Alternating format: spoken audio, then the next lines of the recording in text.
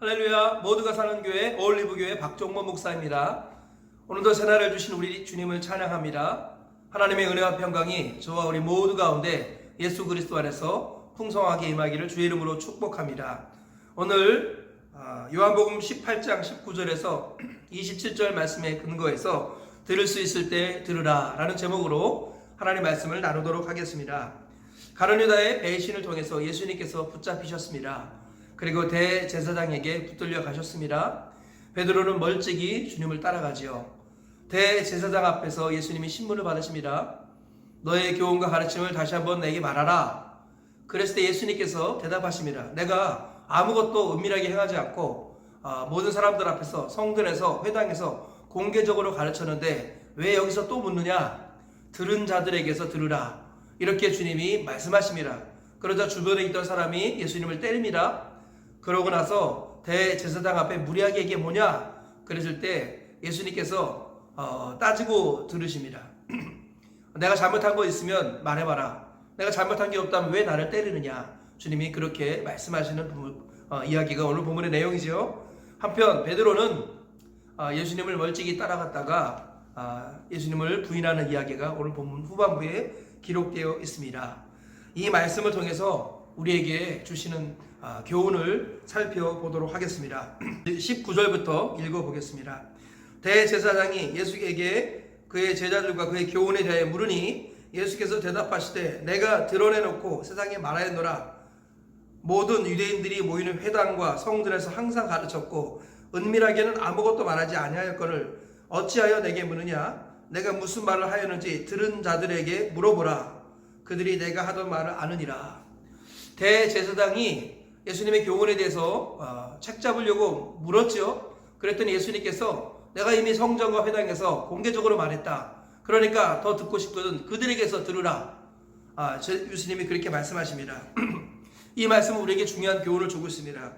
예수님께서 언제나 늘 우리에게 가르침을 주시는 것은 아니라는 거예요. 공개적으로 그리고 성전과 회당에서 예수님께서 자세히 가르쳐 주실 때가 분명히 있습니다. 그러나 듣고 싶을 때 듣지 못할 때도 있다라는 것입니다. 지금 코로나19 사태로 인하여서 전 세계가 어려움에 빠져 있습니다. 특별히 교회도 모이기가 어려운 때가 되었습니다. 하나님의 말씀을 듣고 싶어도 듣지 못하는 때가 오고 말았습니다. 물론 이것이 언젠가 끝나겠지만 이번 일들을 통하여서 들을 수 있을 때 들어야 한다라는 우리가 깨달음을 얻을 필요가 있습니다. 신명기 29장 2절부터 4절까지 이런 말씀이 있습니다. 여호와께서 애굽 땅에서 행하신 모든 일을 내 눈으로 보았느니라. 그러나 깨닫는 마음과 보는 눈과 듣는 귀는 오늘 여호와께서 너희에게 주지 아니하셨느니라. 자, 이 말씀을 보면 분명히 하나님께서 애굽에서 행하신 큰 일을 너희가 보았다. 그런데 하나님께서 깨닫는 마음과 보는 눈, 듣는 눈을 주지 않으셨다. 이런 말씀하셨습니다. 보았다고 해놓고 보지 못했다. 이렇게 말씀하시는 것을 볼 수 있습니다. 예수님은 이렇게 말씀하신 적이 있어요. 마가복음 4장 9절과 23절에 보면 들을 귀 있는 자는 들으라. 이런 말씀을 하셨습니다. 또 누가복음 10장 23절 24절에는 제자들을 돌아보시며 조용히 이르시되 너희가 보는 것을 보는 눈은 복이 있도다. 그렇게 말씀하고 있습니다. 그러니까 예수님께서는 보고 있는데 보지 못하고 있다. 이렇게 표현하셨습니다. 예수님을 본 사람은 많이 있고 예수님의 가진 기적을 본 사람도 많이 있습니다. 그런데 진정으로 본 사람은 많지 않다. 그래서 진정으로 본 사람은 복이 있다. 이렇게 말씀하시는 거예요. 깨닫는 것이 얼마나 중요한가. 주님은 그 얘기를 말씀하고 있습니다.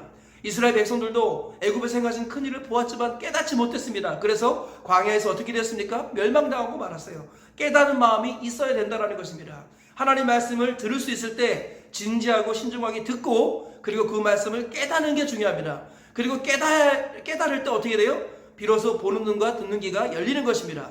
성경에서는 이 깨닫는 마음으로 말씀을 듣는 마음, 이 마음을 좋은 땅 또는 옥토밭이라고 표현했습니다. 그리고 착하고 좋은 마음, 이렇게 표현했어요. 좋은 땅에 뿌려졌다는 것은 착하고 좋은 마음으로 말씀을 듣고 인내를 결실하는 것이다. 이렇게 말씀하십니다. 그러니까 하나님의 말씀을 들을 때 착하고 좋은 마음으로 들어야 됩니다. 그것이 옥토밭이라는 거예요. 그것이 좋은 땅이라는 것입니다. 그래야만이 비로소 깨닫고 열매를 맺게 되는 것입니다.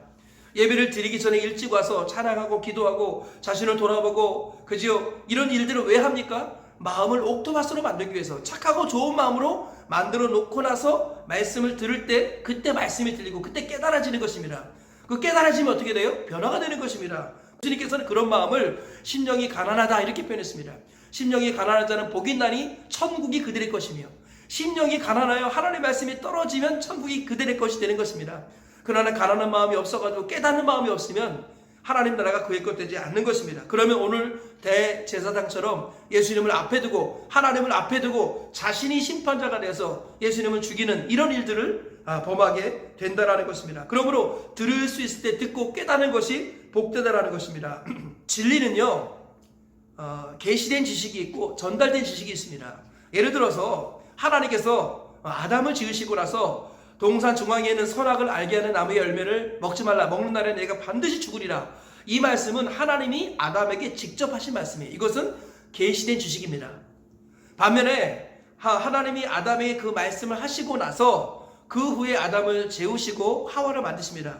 그러면 동산 중앙에 있는 선악을 알게 하는 나무의 열매를 먹지 말라, 그러면 죽으리라. 이 말씀은 하나님이 하와에게서 직접 들려주신 것이 아니라 아담이 하와에게 전해준 겁니다. 아담이 하나님께 들은 것을 하와에게 전해준 것이죠. 이것을 전달된 지식이라고 말합니다.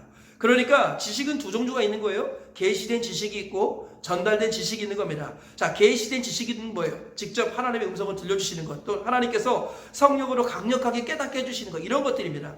계시된 지식이 음성으로 들을 때 죽은 자들이 하나님의 아들의 음성을 들을 때가 오나니 곧 잇따라 듣는 자는 살아나리라. 하나님의 아들의 음성, 예수님의 음성을 듣는 것, 이게 계시로 들려지는 것, 이것은 복된 겁니다. 죽은 자가 살아납니다. 반면에 전달된 지식은요, 계속 단순 반복 지속해서 계속 듣지 않으면 전달된 지식은 계시된 지식만큼의 능력이 나타나지 않습니다. 그래서 마태복음 13장 13절에서 16절 말씀입니다. 그러므로 내가 그들에게 비유로 말하는 것은 그들이 보아도 보지 못하며 들어도 듣지 못하며 깨닫지 못함이니라. 이사야의 예언이 그들에게 이루어졌으니 일렀으되 너희가 듣기는 들어도 깨닫지 못할 것이요 보기는 보아도 알지 못하리라.